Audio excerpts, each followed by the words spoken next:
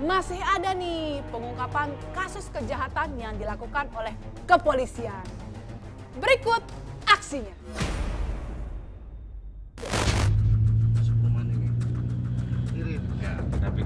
Satreskrim Polsek Tanjung Senang, Bandar Lampung langsung melakukan pengejaran setelah mendapat informasi pelaku pembunuhan berencana masuk di wilayah hukum Polres Bandar Lampung.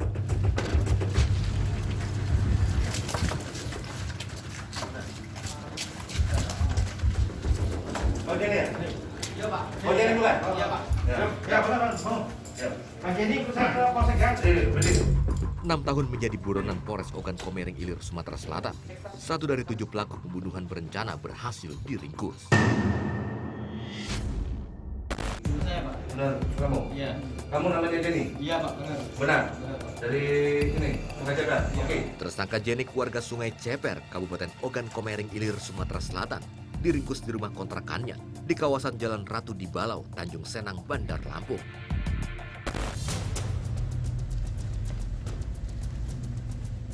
Di hadapan polisi, tersangka Jenik sempat membantah terlibat dalam kasus pembunuhan berencana terhadap 2 orang, yaitu bapak dan anaknya dengan cara ditembak menggunakan senjata api pada tahun 2015 lalu.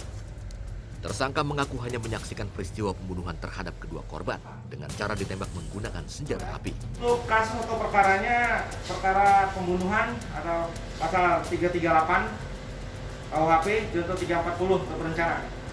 Ini sejak DPO sejak kapan, Dan? DPO semenjak dikeluarkan tanggal 15 Februari 2016. Jadi sudah ada 5 sampai 6 tahun.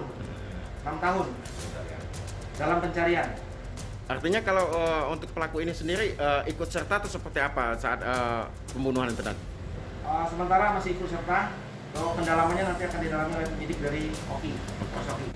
Dua korban merupakan ayah dan anak bernama Mat Husin dan Ahmadi dibunuh secara bersama-sama oleh 7 pelaku dengan cara ditembak menggunakan senjata api milik para pelaku. Aksi pembunuhan ini dipicu oleh persoalan sengketa lahan pertanian antara korban dan para pelaku. Lahan kayu gelang. Siapa yang meninggal pada saat itu? Almarhum Mat Husin dengan almarhum Ahmadi, orang dua. Itu kakak beradik atau bapak sama Bapak sama anak. bapak sama anak? Ditembak atau apa yang bapak tahu di situ? Ditembak, Pak. Ditembak. Sama? Kurang tahu, Pak. Kurang tahu. Tapi bapak ada di situ ya? Aku bukan di lokasi, Pak. Aku di rumah. Di rumah. Nih. Rumahnya dekat di situ. Iya, Pak. Dekat dari kelihatan di situ. Kelihatan, Pak. Kelihatan dari tempat TKP-nya kelihatan. Ya. Tersangka selanjutnya diserahkan ke pihak penyidik Polda Sumatera Selatan untuk dilakukan pengembangan dan pemeriksaan lebih lanjut.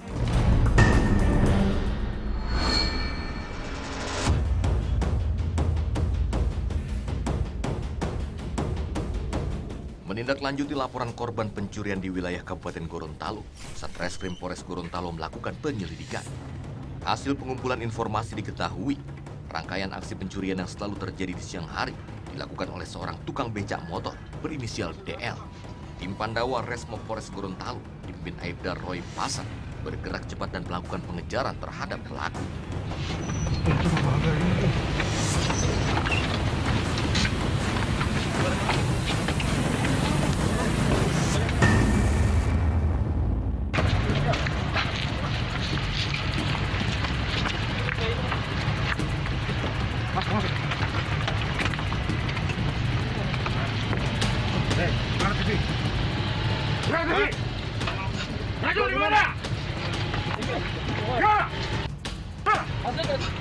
Mana jual di mana?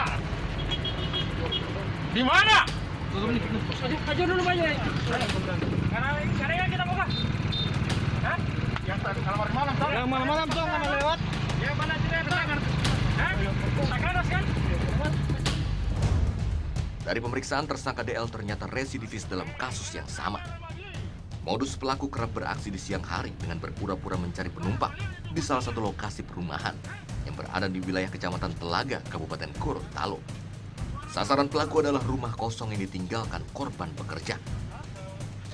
Spesialis maling perumahan ini masuk ke rumah korban dengan cara mencongkel pintu belakang rumah menggunakan palu dan obeng, hingga akhirnya menggondol barang berharga dari dalam rumah. Pelaku kemudian memuat barang-barang berharga milik korban di bentor miliknya. Jadi saat perintah kasar, korban dengan satu saksi, korban dalam periksa. Kasar dengan cepat-cepat. Iya. Setelah mendengarkan pengakuan dari tersangka DL, tim Pandawa segera bergerak mengambil barang bukti curian yang sudah dijual kepada sejumlah warga yang berada di lokasi berbeda di kota Gorontalo. Mana kakak? Sini bu. Siapa bu? Jadi kita bisa mana kaligrafinya kamar ini ada beli? Yang besar ini. Baru yang satu. Mana satu lagi? Ini itu. Nah itu orang ada pencuri. Harus dia jual pengen papa. Jadi terus mau kata kawan terus mau situ. Mana ini apa? Ada di oto dia, di muka warung. Kaligrafi bu. Kaligrafi yang kemarin dia jual itu hasil curian. Itu dia orang so di oto. Banyak rumah yang dia bongkar. Dia spesialis pembongkaran rumah. Ada di oto itu bu, depan. Jadi terus mau situ itu. Yang mana ini Pak? Ibu DP apa? Istri. Bukan. Ipar. Yang mana ini? Ini yang Oh yang ini nih, yang mana yang besar-besar ini? Atau yang batu ini? Yang dua ini, yang dia dua. udah bisa jadi berapa? Nggak tahu. Dia sudah jual 900. Iya, jual.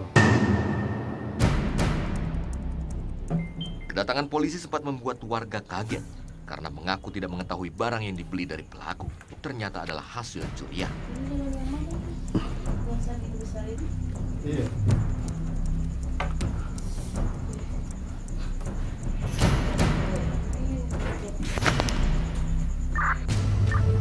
Ada datang Mana bebas kapan kan? 2019. Tak hanya hiasan dinding kaligrafi, petugas kemudian melanjutkan pencarian barang bukti televisi kepada warga yang berada di lokasi lainnya.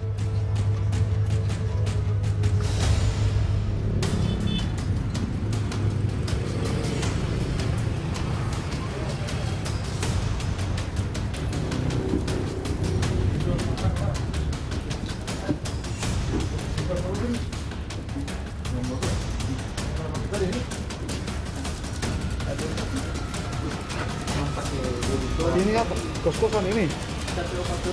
Oh. Dari pencarian barang bukti, polisi berhasil menemukan barang bukti berupa 2 unit TV dan 2 ukiran kaligrafi. Dalam kasus pencurian ini ada 4 TKP yang berbeda dilakukan tersangka. Jadi itu kan ada kaitan dengan tindak pidana. Jadi itu transita dulu, kalau ada masalah ada uang itu nanti giliran dia. Nanti datang di kantor kan ada. Giliran dia Bapak. Tahu kan ini faktor tidak ada pengembalian tuh. Tidak ada anggaran untuk pengembalian.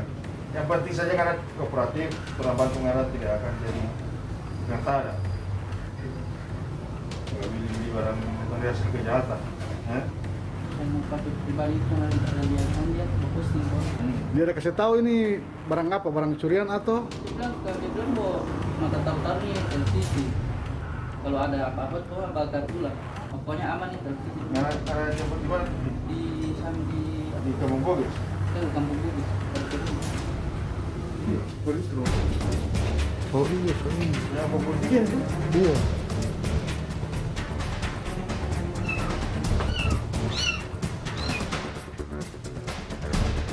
Pelaku disangkakan pasal 363 KUHP dengan ancaman maksimal 9 tahun penjara. Kasus pencurian totalnya ada 4 TKP di tempat yang berbeda-beda dilakukan oleh tersangka berinisial DL, usia sekitar 35 tahun, warga Kelurahan Bugis, Kota Gorontalo, dengan pekerjaan ojek bentor. Pelaku ini beraktivitas sehari-hari melakukan pencarian sebagai ojek bentor, dan di sela-sela melakukan pekerjaan tersebut pelaku ini mencari mangsa, yaitu rumah-rumah yang dimana kondisi rumahnya dalam keadaan lampu menyala dan dilakukan aksinya pada siang hari. Dari 4 TKP, barang-barang yang dicuri dari rumah-rumah kosong tersebut berupa beberapa TV, peralatan elektronik, kemudian ada juga ukiran kaligrafi Al-Quran. Kemudian selanjutnya kami telah mengamankan tersangka di daerah Kabupaten Gorontalo dan sekarang sudah proses penyidikan. Habis ini masih ada pengungkapan kasus kriminal seru lainnya. Lu jangan dulu ganti channel, pantengin terus Jatah.